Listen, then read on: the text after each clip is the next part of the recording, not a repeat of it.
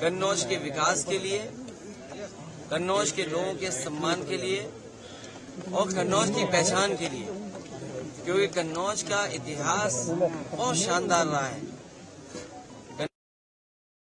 उसने अपना न केवल भारत में बल्कि दुनिया में स्थान बनाया। यहाँ के लोगों की मदद, यहाँ के कारोबार, यहाँ के लोगों की खुशहाली के लिए, और जो विकास रुक गया है, जो विकास थम गया है, जिस विकास को जानबूझ करके बीजेपी के लोगों ने इसलिए रोका क्योंकि समाजवादियों ने वो काम शुरू किए। बीजेपी के लोगों ने नकारात्मक राजनीति की। उनकी भाषा, उनका व्यवहार, उनका काम करने का तरीका, बीजेपी के लोगों ने न जाने कई बार, कितनी बार लोगों को अपमानित किया है। यहाँ की जनता एक बार फिर प्यार, मोहब्बत, मिलीजुली संस्कृति, आपस में भाईचारा, उसका दौर शुरू करेगा। कन्नौज की जनता के लिए क्या संदेश रहेगा? मैं कन्नौज की जनता के लिए पहले भी सेवा करने आया था और कन्नौज की जनता ने विकास होते हुए देखा है। जो पुरानी पीढ़ी के लोग होंगे जिन्होंने लोहिया जी को चुना था, वो जानते हैं कि समाजवादी सिद्धांतों को डॉक्टर राम मनोहर लोहिया ने और समाजवादियों ने डॉक्टर बाबा साहब भीमराव अम्बेडकर जी के सिद्धांतों को आगे बढ़ाया और उसका परिणाम यह हुआ कि समाजवादी आंदोलन न केवल उत्तर प्रदेश में बल्कि देश में फैला। यार ये कौन है? यहाँ की जनता ने नेताजी को भी चुना। यहाँ की जनता ने छोटे सिंह यादव, प्रदीप यादव और बहुत सारे सांसदों को चुना जो कई ऐसे समाजवादी विचारधारा से।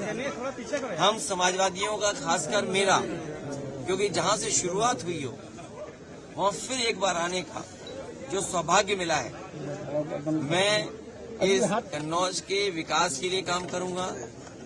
इसकी पहचान और बड़ी बन जाए उसके लिए काम करूंगा। यहाँ जो तमाम काम हुए हैं, चाहे वो एक्सप्रेस वे से जुड़ना, यहाँ का व्यापारी जब चलता होगा सड़क पर, कारोबारी जब सड़क पर चलता होगा तो महसूस करता होगा कि दुनिया की बेहतरीन सड़क समाजवादियों ने दी। यहाँ पर जो बिजली का विकास है, चाहे सब स्टेशन बनने हो या तार या डिस्ट्रीब्यूशन में या जो जनरेशन में काम हुआ, वो समाजवादियों की देन है। काली नदी पर पुल, गंगा पर पुल या अन्य पांडु नदी पे पुल, साई नदी पर पुल या और नदियों पे जो पुल बने हैं, केवल कन्नौज जिले में नहीं, इटावा जिले में या औरैया जिले का हिस्सा हुआ और चाहे आपका कानपुर रसूलाबाद का हिस्सा, इसी कन्नौज में मुझे याद है हवाई पट्टी बनी थी रसूलाबाद क्षेत्र में।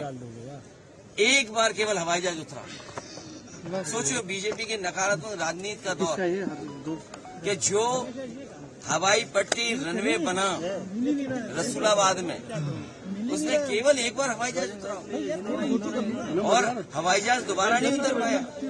इसी कन्नौज के बगल में गंगा के उस पार जो रनवे बनाया गया था डिफेंस के लिए, वो इसलिए बनाया था कि इमरजेंसी में अगर कभी जरूरत पड़ेगी तो यहाँ पर फौज को, एयरफोर्स को मौका मिलेगा अपने फाइटर प्लेन उतारने के लिए।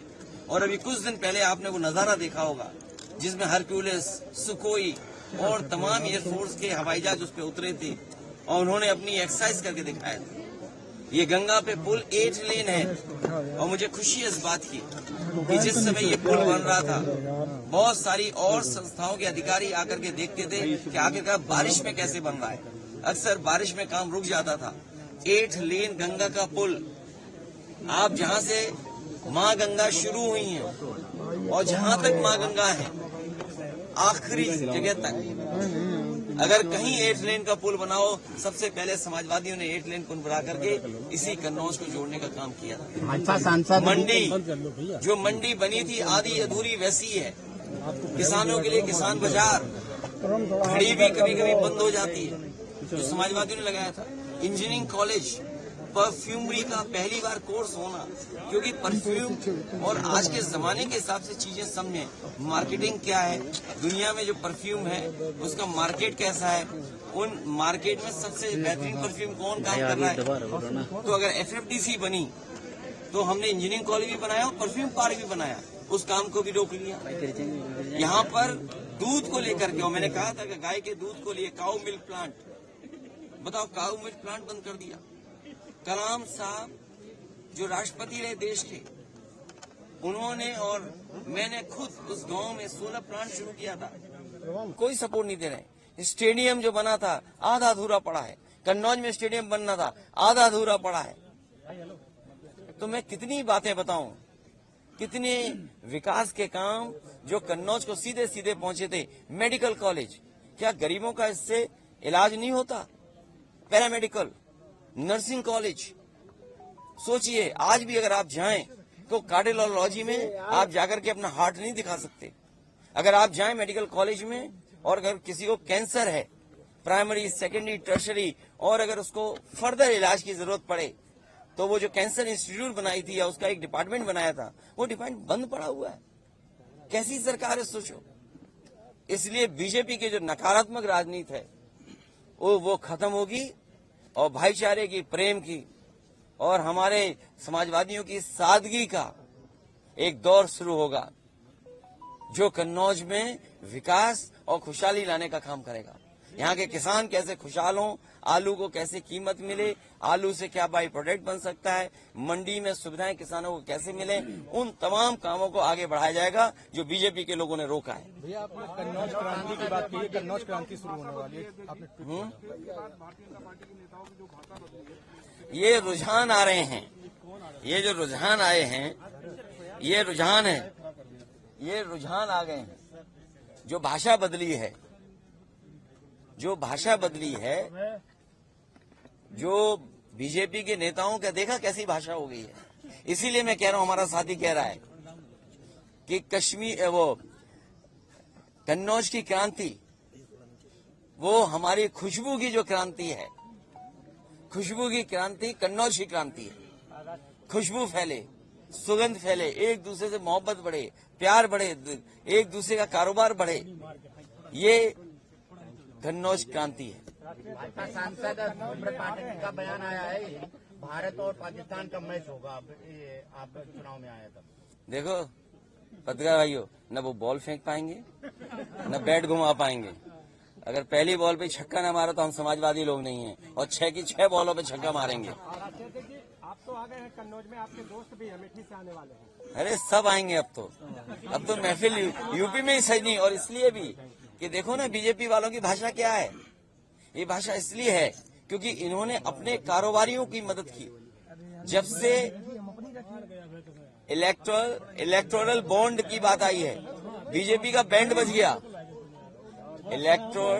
इलेक्टोरल बॉन्ड आने के बाद क्या इनका बैंड नहीं बज गया? इन्होंने अपने कारोबारियों की मदद की और उसी की वजह से ज्यादा मुनाफा कमाने दे रहे हैं। जो लोग ज्यादा मुनाफा कमाएंगे, जो कारोबारियों से चंदा वसूलेंगे, वो चंदा नहीं है, वो वसूली है। क्या उससे महंगाई नहीं बढ़ेगी? जो लोगों से इन्होंने चंदा वसूला के नाम पर वसूली की है, क्या उससे महंगाई नहीं है? और बेरोजगारी का जवाब क्या है? ये जो हिंदुस्तान पाकिस्तान की बातें कर रहे हैं, बताओ बेरोजगारों को नौकरी क्यों नहीं दी? पेपर लीक हो रहा, ये पेपर लीक कर रहे हैं। और फिर मैं अपने पत्रकार साथियों से कहूंगा, सुनने में आया है हमारे सीमा का लद्दाख, लेह लद्दाख के इलाके का एक सांसद भारतीय जनता पार्टी का, वो भारतीय जनता पार्टी छोड़ के जा रहा है। सोचिए आप, वहां आंदोलन कितने दिनों से चल रहा है। एक व्यक्ति और पूरे वहां के लोग 21 दिन वहां पर आंदोलन किए, भूखे प्यासे बैठे रहे, 21 दिन की भूख हड़ताल की। और रिजांगला जो हमारी पहचान थी हमारे फौजियों की, वो बताओ रिजांगला छीन ली। क्या देश को कमजोर बना रहे हैं? इनके धोखे में ना आए। ये टैक्स के नाम पर लोगों से पैसा वसूल रहे हैं, और वही लोग जो जीएसटी देने वाले थे उनको जीएसटी चोरी करना सिखाया, और उन्हीं से बीजेपी के लोगों ने चंदा लिया और वसूला। भैया अभी जो योजनाएं आपने अभी गिनाई है, जो भाजपा सरकार में बंद पड़ी हैं, क्या अपने कार्यकाल क्या में चीज? समय में ये तैयार कर लेंगे? अरे तुमने अंग्रेजी में कहावत नहीं सुनी, strike the iron when it is hot. हथौड़ा तभी मारना चाहिए जब लोहा गर्म हो। ये जो आपने अभी योजनाएं, ठीक टाइम में मारा कि नहीं मारा हथौड़ा, बताइए समाजवादियों ने? ठीक मारा। धन्यवाद प्रेस के लोग, तुम भी मदद कर रहे हो, मैं जानता हूँ। भैया भैया आप अगर सांसद बनेंगे तो कन्नौज को प्रेस क्लब देंगे? प्रेस क्लब नहीं, जिस तरीके से सड़क दुनिया के बराबर दी है, आपके सड़क के किनारे आपने वे साइड एम्यूनिटी देखी होगी, पूरा देश घुमाओ, कहीं इससे अच्छा हो तो बता दो आप। नहीं भैया, तो कन्नौज इसलिए प्रेस के लोगों को भी प्रेस क्लब पूरे उत्तर प्रदेश और देश से बेहतर देंगे। सरकार बनाओ समाजवादियों की। भैया कुछ और क्या काम होने वाले हैं जो कन्नौज की जनता के लिए होंगे? एक ही काम होना, पहले इन्हें क्लीन बोल्ड कर दें और ऐसा क्लीन बोल्ड करें इन्हें तो दोबारा स्टेडियम में घुसने की बात न करें हम, जिन्होंने स्टेडियम न बनाए हों। क्या आपको पता था यहाँ पे एक हवाई पट्टी बनी है? सोचिए, आज तक हवाई जहाज नहीं उतरा उसमें, यहाँ का विकास रोक दिया। भैया डिम्पल यादव जी प्रचार करने आएंगे? समाजवादी पार्टी के सभी नेता यहाँ प्रचार करने आएंगे। पहले और इस चुनाव में कितना अंतर मानते हैं? हाँ, पहले आप पहला चुनाव लड़ने आए, इसके बाद अब आए चुनाव लड़ने। हाँ, ठीक बात। ये हमारा पत्रकार साथी सही सवाल पूछ रहा है भैया बीजेपी वाले कि पहले चुनाव में और इस चुनाव में क्या देख रहा हूँ। वो चुनाव नेताजी हम लोगों को लेकर के आए थे और इस क्षेत्र के लिए मैं नया था। यहाँ की जनता ने अपने वोट के माध्यम से न जाने कितना प्यार और सम्मान बढ़ाया समाजवादियों का उस समय, उन परिस्थितियों में, जिसकी वजह से आज भी लगाव कन्नौज की से है। हम लोग सत्ता में रहे हों न रहे हों, आपने देखा होगा कन्नौज से दूर हम लोग कभी नहीं।